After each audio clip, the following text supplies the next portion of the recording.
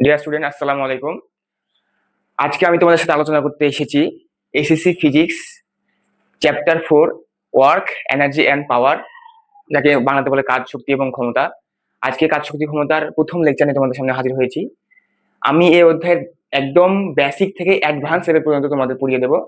যতটুকু তোমাদের এসএসসি তে দরকার ততটুকু বেসিক দিয়ে আমি তোমাদের পড়াবো, এবং যতটুকু কনসেপ্ট তোমাদের বিল্ড আপ করা দরকার ততটুকুই আমি করব।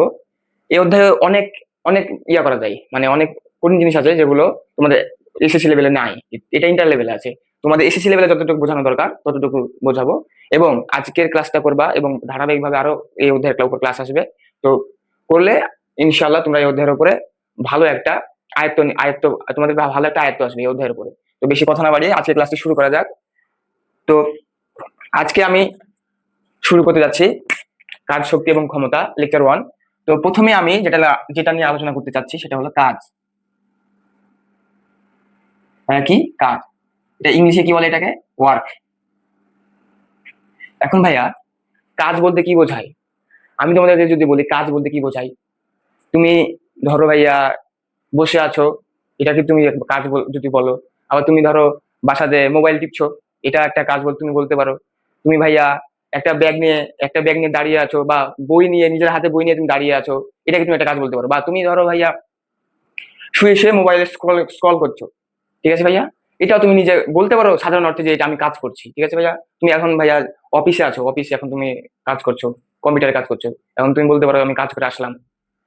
তো আদৌ কি এটা কাজ ভাইয়া? সাধারণ অর্থে এটা কাজ, বুঝলাম, বাট ফিজিক্সে কাজ একটি বিশেষ অর্থ বহন করে। কি অর্থ বহন করে ভাইয়া? যখন আমরা ফিজিক্সে কাজ বলবো, ফিজিক্সে তখনই কাজ বলবো যখন ভাইয়া বল প্রয়োগের ফলে বল প্রয়োগের ফলে বল প্রয়োগের ফলে কোনো বস্তুর কোনো বস্তুর স্মরণ ঘটবে, সেই ক্ষেত্রে কাজ বলবো না। সেই ক্ষেত্রে আমরা কি বলবো? সেই ক্ষেত্রে আমরা কাজ বলবো। কথাটা দ্বারা কি বোঝায়? ধরো ভাইয়া এখানে একজন ব্যক্তি আছে, এখানে একজন ব্যক্তি আছে ভাইয়া, ঠিক আছে, এখানে একজন ব্যক্তি আছে। এখন এই ব্যক্তিটি যদি ধরো ভাই এখানে একটা ফুটবল আছে, সাপোজ একটা ফুটবল আছে, এই ব্যক্তি যদি এই ফুটবল লাথি মেরে ভাইয়া এত দূর পাঠায়, এখানে পাঠালো, লাথি মেরে এখানে পাঠালো, আর এটা হচ্ছে ভাই ভূমি,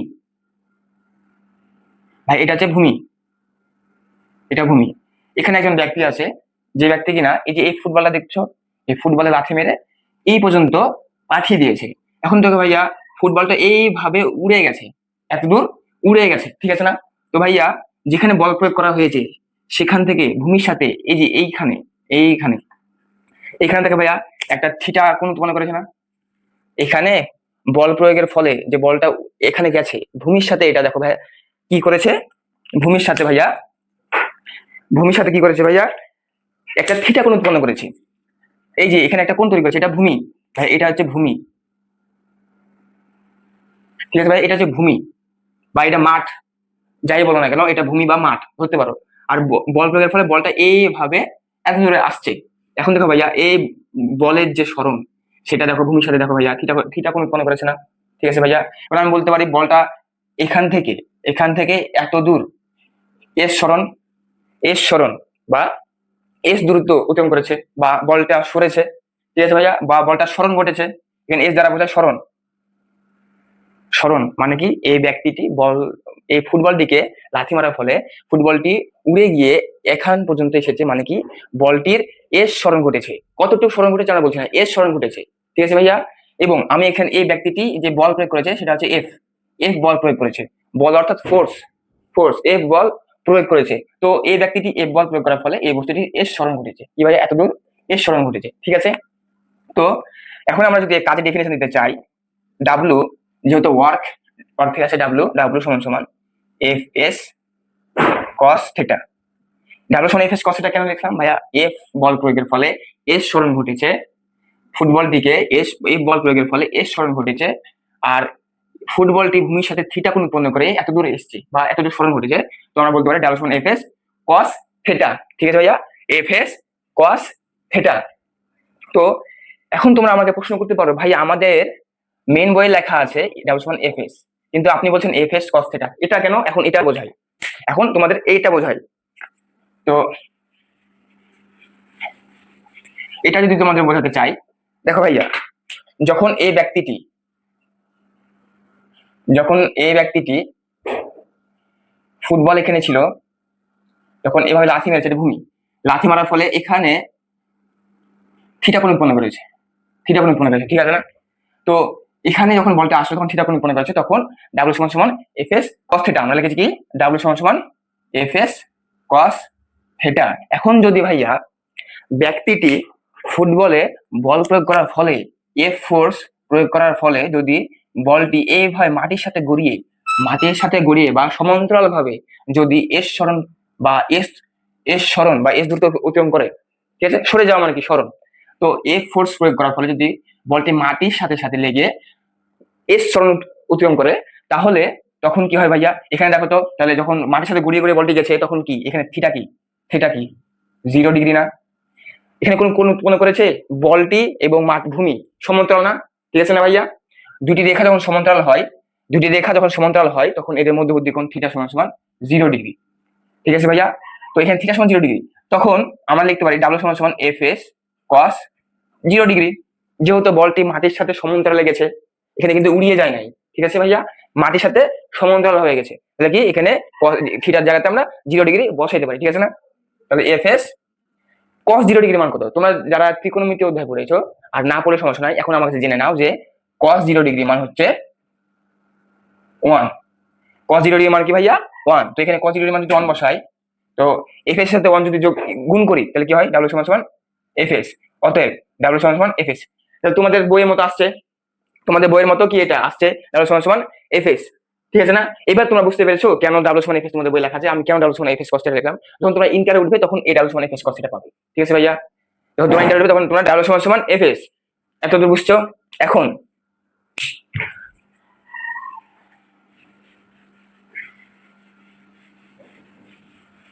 এখন তোমাদের যদি আর কিছু বলি যে ডাব্লিউ সমান সমান এফ এস বা এফ এস কস থিটা যাই বলো না কেন, এই এই ডাব্লিউটা কখন হবে?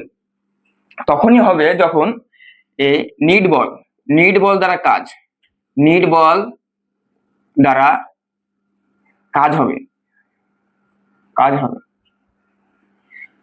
দ্বারা কাজ বলতে কি বোঝাচ্ছে? এখানে আমি যে বলটি প্রয়োগ করব সেই বলটি দ্বারা যখন কাজ হবে, তখন সেই বলটি দ্বারা কাজই হবে ডাব্লিউ সমান এফ এস। এখন তোমরা জেনে রাখো যে একটি বস্তুর উপর একাধিক বল কি করতে পারে ভাইয়া? কাজ করতে পারে। সাপোজ তুমি এখানে আছো, তুমি একটা ফুটবলে লাথি মারলে, ফুটবলটি এভাবে গেল, ঠিক আছে ভাই, এটা ভূমি। এখন এই যে ফুটবলটাকে সাপোজ এই ফুটবলটাকে এইভাবে নিচের দিকে কি ভাইয়া, ধরো ভাইয়া তুমি এখানে ফুটবলটাকে লাথি মারলে এবং এই ফুটবলটি এভাবে ভূমির সাথে সমান্তরালে এস সরণ হলো, ঠিক আছে ভাইয়া? তুমি বল প্রয়োগ করেছো কোন দিকে? এই দিকে।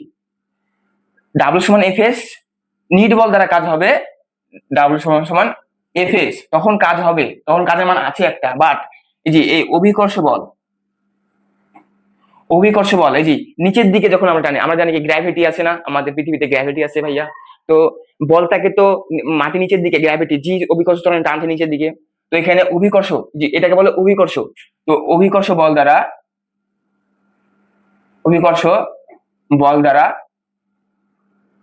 দ্বারা কাজ হচ্ছে, অভিকর্ষ বল দ্বারা কি হচ্ছে ভাই? এখানে কাজ হচ্ছে। কিন্তু আমরা এই ক্লাস মানে এসএসসি লেভেলে আমাদের এই এতটুকু মানে একাধিক বল দ্বারা কৃত কাজ, এটা আমাদের কনসেপ্ট না বুঝলেও চলবে, ঠিক আছে ভাই? এসএসসি লেভেলে একাধিক বল দ্বারা কৃত কাজ, এটা এত উপরে ও হাই লেভেলে বেসিক না জানলেও চলবে, এটা ইন্টারে আছে ভাইয়া। তো অভিকর্ষ বল দ্বারা কাজ হচ্ছে এখানে, তোমার নিট বল দ্বারা কাজ হচ্ছে এখানে। তো এখানে এই বস্তুটার উপর একাধিক বল কাজ হচ্ছে না, তো এটা আমি লিখলাম কেন? নিট বল দ্বারা কাজ হবে তখনই যখন ডাব্লিউ সমান এফ এস, তখন নিট বল দ্বারা কাজ হবে, মানে তুমি যে বলটা প্রয়োগ করেছো সেটা দ্বারা কাজ হবে। এখানে কিন্তু ভাই অভিকর্ষ বল দ্বারা কাজ শূন্য, এখানে অভিকর্ষ বল দ্বারা কাজ কিন্তু শূন্য, এখানে অভিকর্ষ বল দ্বারা কাজ কি ভাইয়া? শূন্য। কেন শূন্য? দেখো কেন শূন্য, দেখো।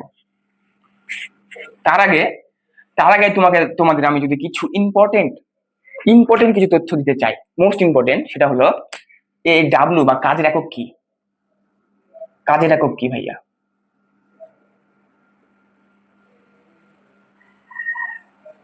কাজের একক কি? তোমরা এক মাত্রা কখনো মুখস্থ করবে না, একক মাত্রা তোমরা সূত্র থেকে আনতে পারবে। কেমনে আনতে পারবে আমি দেখাচ্ছি। দেখো ভাইয়া, কাজের একক কি? বল ইন্টু সরণের একক। ঠিক আছে ভাইয়া, বল ইন্টু সরণের একক। বলের একক কি ভাই? নিউটন। যারা যারা বল অধ্যায় পড়েছো, বল অধ্যায় না পড়লে সমস্যা নাই, আমার কাছে এখন জেনে নাও। যখন বল অধ্যায় বা গতি অধ্যায় আমি সবই নিব, যখন নিব তখন তোমাদের ভালো করে বুঝিয়ে দেবো যে বল একক নিউটন। ঠিক আছে, এখন তোমরা আমি যা বলছি সেটা শোনো। আর যে তোমরা বল অধ্যায় যে যে করনি, মনে রাখো বলের একক নিউটন ইন্টু সরণের একক কি ভাইয়া? মিটার। এখান থেকে একটা বস্তুকে বল প্রয়োগের ফলে বস্তু যদি এতটুকু আসে, তো কি দূরত্ব এবং করলো দূরত্ব একক কি? মিটার। ঠিক আছে ভাইয়া, তো নিউটন ইন্টু মিটার, তাহলে কি হবে ভাইয়া? Newton metre. এটাকে লেখা হয় জুল। এটা কি লেখা হয় ভাইয়া? জুল। জুল লেখা হয়, সংক্ষেপে যে লেখা হয়। তো ডাব্লিউ কাজের একক কি? জুল বা নিউটন মিটার। ডাব্লিউ একক কি? জুল বা নিউটন মিটার। তো কিভাবে করবো ভাইয়া? এফ ইন্টু এস, বল ইন্টু সরণের একক, বলের একক নিউটন, সরণের একক কি ভাই? মিটার। তাহলে নিউটন মিটার, এটাকে কি লেখা হয়? জুল লেখা হয়। আমরা এই জুল দিয়ে অঙ্ক করবো। ঠিক আছে ভাইয়া, এখন দেখো ভাইয়া, একক গেল। এখন দেখো ভাইয়া, জি নিউটন মিটার। এখন যদি মৌলিক একক জানতে চাই, আমি যখন কাজের মাত্রা বের করবো তখন মৌলিক একক বের করে মাত্রাটা বের করবো। মৌলিক একক কিভাবে বের করা যায় ভাই? নিউটন কি, এফ কি আমরা কি জানি ভাইয়া? বলতে পড়েছি এফ সমান সমান এম এ, তখন হয় বলের একক নিউটন, তাই কি না? তখন হয় বলের একক নিউটন। তো এফ সমান এম এ, এম এর একক কি? কেজি। ত্বরণের একক কি? ত্বরণের একক কি ভাইয়া? ত্বরণের একক কি ভাইয়া? ত্বরণের একক হলো মিটার পার সেকেন্ড স্কোয়ার। ত্বরণের একক কি ভাইয়া? Metre per second square. Metre per second square, KG metre per second square. ঠিক আছে ভাইয়া, এখন এখানে মিটার বসাই দাও। মিটারের একক ভাই, এখানে মিটারের একক মৌলিক একক ও মিটার। এখানে নিউটনের মৌলিক একক হচ্ছে কেজি মিটার ইনভার্স 2, আর মিটারের মৌলিক একক মিটার। কি দাঁড়ালো এখানে ভাইয়া? KG metre square S inverse 2। এটা হলো মৌলিক একক, কাজের মৌলিক একক। এটা সাধারণ একক, এটা আমরা ইউজ করি। ঠিক আছে ভাই, এটা আমরা কিন্তু ইউজ করি না। এখান থেকে যদি আমি এখন কাজের মাত্রা আনতে চাই, অতএব এখন যদি আমরা কাজের মাত্রা আনতে চাই, কাজের মাত্রা আনতে চাই, দেখো তো ভাইয়া, কেজি কি লেখা হয়? মাস। কেজির মাত্রা কি? মাস, বড় হাতের এম। এখন দেখো ভাইয়া, কেজির মাত্রা কি? এম, বড় হাতের মাস, যাকে আমরা মাস বলি। মাস মানে ভর। ঠিক আছে ভাইয়া, এখন এম, এম কি? মিটার। লেন্থ কি ভাইয়া? লেন্থ। স্কোয়ার ছিল, স্কোয়ার বসাইলাম। এস, এস কি ভাইয়া? সেকেন্ড, সময়। তাহলে এস এর উপরে টি, টাইমকে আমরা টি দিয়ে প্রকাশ করি না? টি, তাহলে টি। সময় থেকে টি আসছে। ঠিক আছে ভাইয়া, ঠিক আছে ভাইয়া, মাত্রাতে সময় থেকে টি আসছে, মিটার থেকে দ্রুত থেকে লেন্থ আসছে। তাহলে এম এল স্কোয়ার, এই জায়গাতে এম, এই জায়গাতে এল স্কোয়ার, টি ইনভার্স 2। তাহলে কি ভাই? কি দাঁড়ালো? M L square T inverse 2। এবার তোমাদের আমি গুরুত্বপূর্ণ কিছু তথ্য দিব ভাইয়া। এবার তোমাদের গুরুত্বপূর্ণ কিছু আমি তথ্য দেবো, খুবই গুরুত্বপূর্ণ। ঠিক আছে ভাইয়া, এখন ভাইয়া কাজ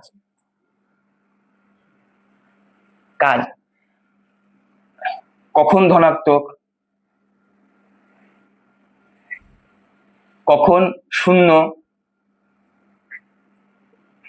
কখন ঋণাত্মক। কাজ কখন ধনাত্মক, কখন শূন্য, কখন ঋণাত্মক, এটা আমাদের জানতে হবে। ধনাত্মক কখন? যখন বল প্রয়োগের ফলে বল প্রয়োগের ফলে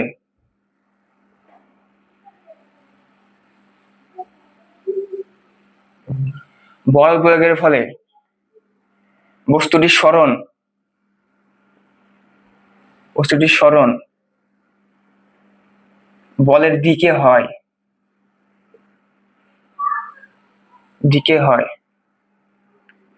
তখন ওই কাজটি হলো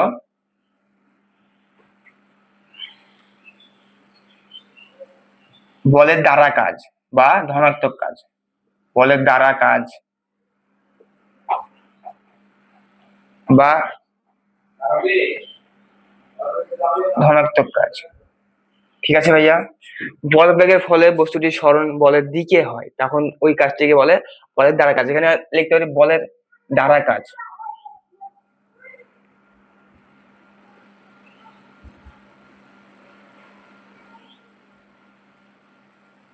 ঠিক আছে ভাইয়া? তো ধনাত্মক কাজ কখন? বল প্রয়োগের ফলে বস্তুটির সরণ যখন বলের দিকে হয়, তখন ওই কাজটিকে বলবো আমরা বলের দ্বারা কাজ বা ধনাত্মক কাজ। ঠিক আছে ভাইয়া? এখন শূন্য কাজ কখন? শূন্য কাজ কখন বলবো? শূন্য কাজ কখন বলবো? শূন্য কাজ অনেক ভাবে হতে পারে। এখন দেখো ভাইয়া, আমরা জানি ডাব্লু সমান সমান এফ এস। ঠিক আছে? এখন দেখো ভাইয়া, বল প্রয়োগের ফলে বল প্রয়োগের ফলে বস্তুটি সরণ যদি না হয়, সরণ যদি না হয়, সরণ যদি না হয়, সরণ যদি না হয়, বল প্রয়োগের ফলে বস্তুটির সরণ যদি না হয়, তখন ডাব্লিউ সমান 0। কেন 0? কারণ এখানে এস যদি শূন্য হয়ে যায় ভাই, তাহলে ডাব্লিউ সমান কি দাঁড়ায়? যখন যদি এখানে এখানে এস যদি শূন্য হয়ে যায়, সরণ যদি না হয়, তাহলে কি হয়? ডাব্লিউ সমান সমান 0। আবার কি দাঁড়ায়? ডাব্লিউ সমান সমান কখন হচ্ছে 0 হতে পারে? এখন ধরো ভাইয়া এফ শূন্য আর সরণ হয়েছে, এটা তো সম্ভব। এটা সম্ভব কি? বল প্রয়োগ না করলে সরণ হবে? বল প্রয়োগ না করলে সরণ হবে না, এটা তো কিন্তু সম্ভব না। বল প্রয়োগ না করলে সরণ হতে হবে না, কিন্তু বল প্রয়োগ করলে সরণ শূন্য হতে পারে, বাট বল না প্রয়োগ করে সরণ হয়? তাহলে দেখো ভাই, ডাব্লিউ সমান সমান 0। আর কি? যখন, আর একটা কি ভাইয়া, যখন যখন বল ও সরণের মধ্যবর্তী কোণ থিটা সমান সমান 90 ডিগ্রি হয়ে যায়, 90 ডিগ্রি হয়, তখন ডাব্লিউ সমান সমান 0। কি করে? তোমাদেরকে বললাম, এখানে একজন ব্যক্তি বল প্রয়োগের ফলে, এটা ভূমি, বল প্রয়োগের ফলে খাড়া বস্তুটি উঠে গেল, খাড়া ফুটবলটি খাড়া উঠে গেল, তাহলে কি এখানে 90 ডিগ্রি কোণ উৎপন্ন করেছে না? এখানে একটা বল আছে, এই বলটাকে বলটি লাথি মারলো, বলটি খাড়া উপরের দিকে উঠে গেল, তাহলে এই ভূমির সাথে এই বলের সরণ 90 ডিগ্রি কোণ উৎপন্ন করেছে না? করেছে কি না? তাহলে কি তখন কি হয়? ডাব্লিউ সমান সমান, যদি আমরা এফ এস কস থিটা বসাই, দেখো এফ এস কস 90, তোমরা জেনে রাখো যে কস 90 মান 0, কস 90 মান 0। যারা ত্রিকোণমিতিতে পড়নি, যারা ত্রিকোণমিতিতে পড়নি তারা মুখস্থ করে না, যারা ত্রিকোণমিতিতে পড়েছো তারা তো জানো যে cos 90 মান 0, সো ইনটু 0, 0, অতএব ডাব্লিউ সমান সমান 0। তখন অভিকর্ষ, এই যে অভিকর্ষ বল দ্বারা কৃত কাজ কেন শূন্য হয়েছে জানো? এই যে এই বলের বলের বল প্রয়োগের দিক এবং অভিকর্ষ দ্বারা যে বল প্রয়োগ করা হচ্ছিল, তখন মধ্যবর্তী কোণ 90 ডিগ্রি হচ্ছিল, মধ্যবর্তী কোণ কত হচ্ছিল? 90 ডিগ্রি হচ্ছিল, এর জন্য অভিকর্ষ বল দ্বারা কৃত কাজ 0। ঠিক আছে ভাইয়া? এখানেও দেখো ভাইয়া, যখন বল প্রয়োগ করেছি আমরা এই ভূমির সাথে, এই বল প্রয়োগের যে সরণের মানে বল প্রয়োগ এদিকে এফ, সরণ হয়েছে এদিকে, ও খাড়া উপরে উঠে গেছে বলটি। ঠিক আছে ভাই? তাহলে কি এই মধ্যবর্তী কোণ 90 ডিগ্রি, তাহলে ডাব্লিউ সমান এফ এস কস থিটা, তাহলে এখানে cos 90 ডিগ্রি মানে 0, কাজ 0। তাহলে কি যখন বল ও সরণের মধ্যবর্তী কোণ থিটা 90 ডিগ্রি হয়, তখন ডাব্লিউ 0। কি ক্ষেত্রে 0 বুঝতে পারছো? যখন বল প্রয়োগের ফলে, এখন ধরো ভাইয়া তুমি তোমার বাড়ির দেওয়ালে ধাক্কা দাও, যতই ধাক্কা দাও দেওয়ালটা কি সরবে? বলো, তোমার বাড়িতে দেওয়ালে তুমি যদি ধাক্কা দাও, দেওয়ালটা কি সরবে? তুমি কিন্তু ফোর্স দিচ্ছ, তুমি কিন্তু ফোর্স দেওয়ালে ধাক্কা দিচ্ছ। এই যে আমি এভাবে ধাক্কা দিচ্ছি, এই দেওয়ালটা কি সরছে? ঋণাত্মক কাজ কখন হয়, ঋণাত্মক কাজ কখন হয়, আর ধনাত্মক কাজ কখন হয়, শূন্য কাজ কখন হয়, বুঝতে পেরেছো? এখন ঋণাত্মক কাজ কি করে হয়? ঋণাত্মক কাজ কি করে হয়? ঋণাত্মক কাজ কি করে হয়, কখন হয় ভাইয়া? যখন যখন বল প্রয়োগের ফলে ভাইয়া যখন বল প্রয়োগের ফলে বস্তুটির সরণ বলের বিপরীত দিকে হয়, বল প্রয়োগের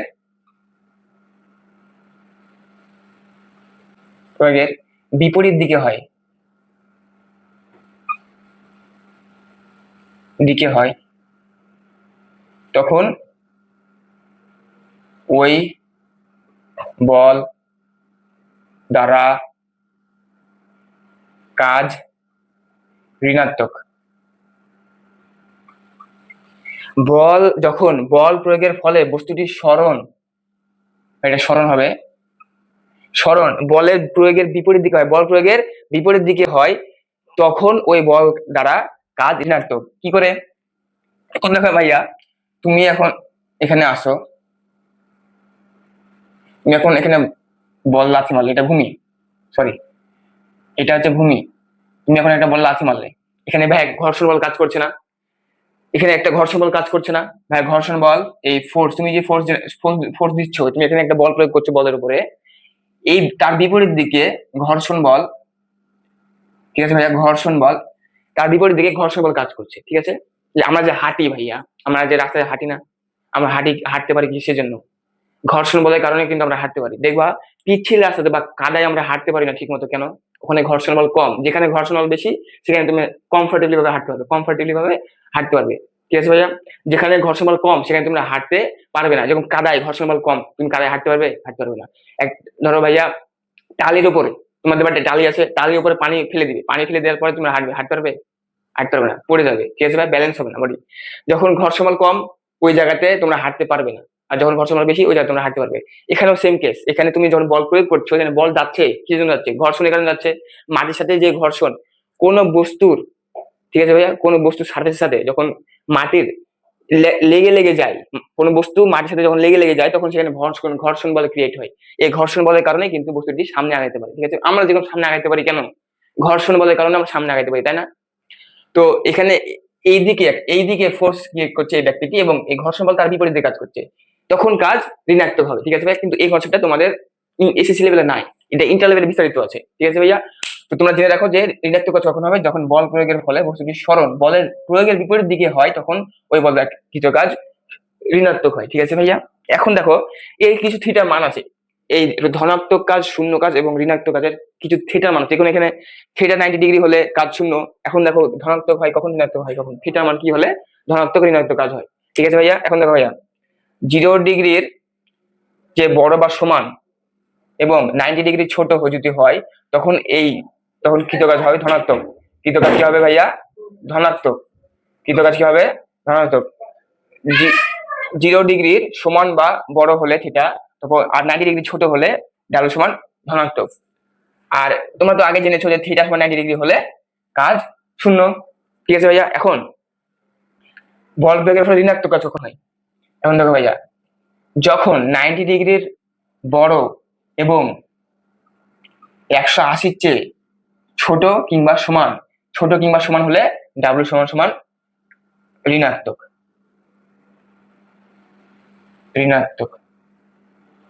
ঠিক আছে ভাইয়া, এই কোণের এই থিটার মান তোমাদের যদিও এসএসসি লেভেলে নাই, ইন্টার লেভেলে আছে, জেনে রাখা ভালো। ঠিক আছে ভাইয়া, জেনে রাখা ভালো, এটা ইম্পর্টেন্ট, এটা এসএসসি লেভেলেও দিয়ে দেয়, এটা এসএসসি লেভেলে, এইটা ইন্টার লেভেলে আছে ভাইয়া, কিন্তু জেনে রাখা ভালো।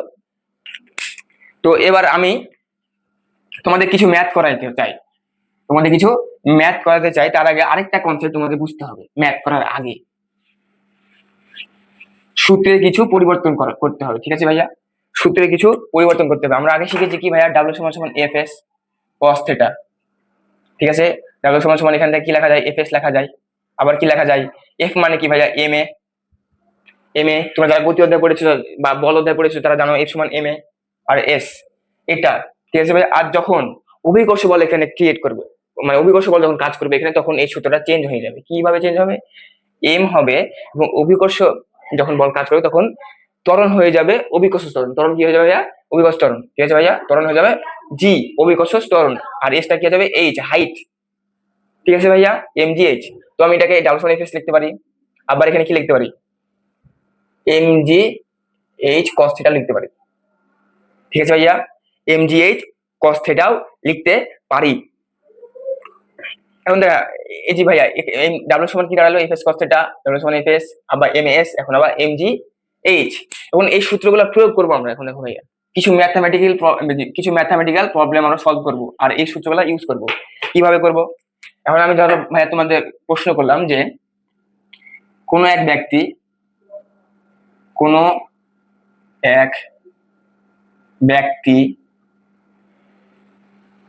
ব্যক্তি ওজন হচ্ছে 50 কেজি এবং তিনি 200 মিটার উঁচু একটি দালানে উঠলেন। তিনি কতটুকু কাজ সম্পূর্ণ করলেন? তিনি কতটুকু কাজ সম্পূর্ণ করলেন? কোনো এক ব্যক্তি 50 কেজি যার ওজন, তিনি 200 মিটার উঁচু একটি দালানে উঠলেন, তিনি কতটুকু কাজ সম্পূর্ণ করলেন? এখন দেখো ভাইয়া আমরা কি জানি ডাব্লিউ সমান সমান mgh। এখন দেখো ভাইয়া এম কত? 50 কেজি, এম এটা এম। আর জি অভিকর্ষ ত্বরণের আদর্শ মানটা ইউজ করবো আমরা অলওয়েজ। আমরা কি করবো ভাইয়া, অভিকর্ষ ত্বরণের আদর্শ মানটি ইউজ করবো।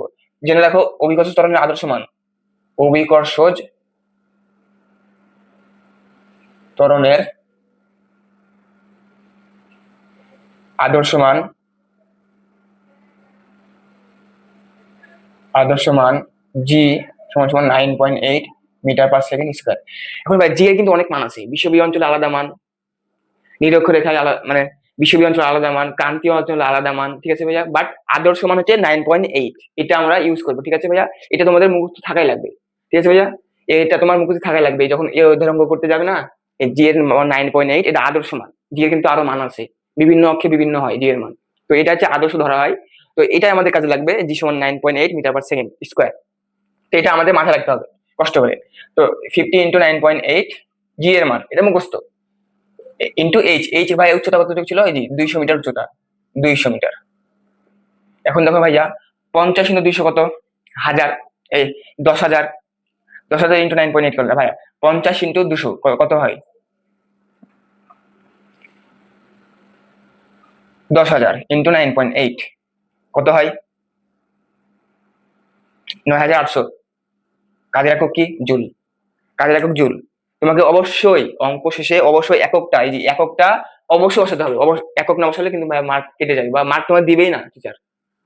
ঠিক আছে ভাইয়া, তো ডাব্লিউ সমান সমান mgh করে আমরা সুন্দরভাবে এই অঙ্কটি করে ফেললাম। ছোট অঙ্ক, ঠিক আছে ভাইয়া, অনেক সুন্দর অঙ্ক এবং অনেক সহজ। এখন তোমাদেরকে যদি আরেকটি অঙ্ক দিই,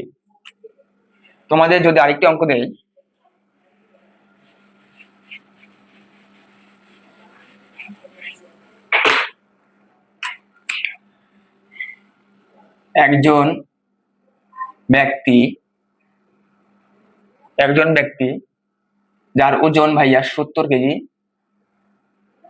তিনি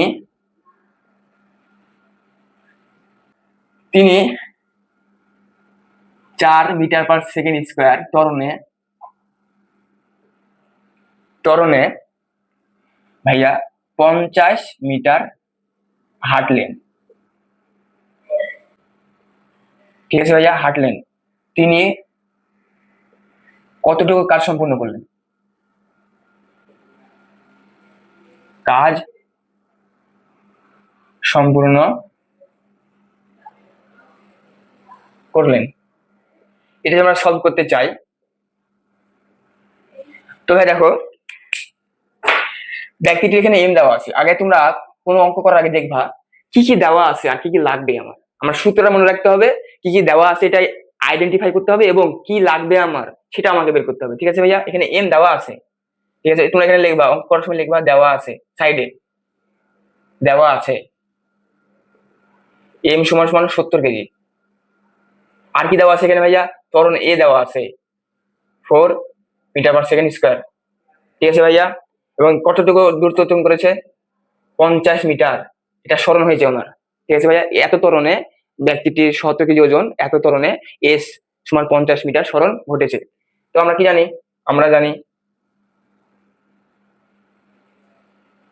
আমরা জানি ডাব্লু কাজ সমান এফ এস, এফ সমান কি জানি এম এ এস, এম কত ভাইয়া 70, ত্বরণ কত ভাইয়া মিটার সেকেন্ড স্কোয়ার, এস কত ভাইয়া 50, এস কত ভাইয়া 50। তাহলে 77 ইন্টু 50 করলে কত হবে 3500, 3500 ইন্টু 4 কত হবে ভাইয়া 0 0 4 5 20 20 2 20 0 4 5 20। তাহলে ভাই এটা এত জুল, এত জুল। ঠিক আছে ভাইয়া, এত জুল। তাহলে ওই ব্যক্তিটি কতটুকু কাজ করেছে, এত জুল। তাহলে দেখো ভাইয়া, সহজে কিন্তু আমরা এই টাইপের ম্যাথই তোমাদের বইয়ে এমসিকিউতে সিকিউতে দেওয়া আছে ভাইয়া। আরো কিছু অ্যাডভান্স লেভেলের ম্যাথ দেওয়া আছে, ওগুলো আস্তে আস্তে আমরা আসবো।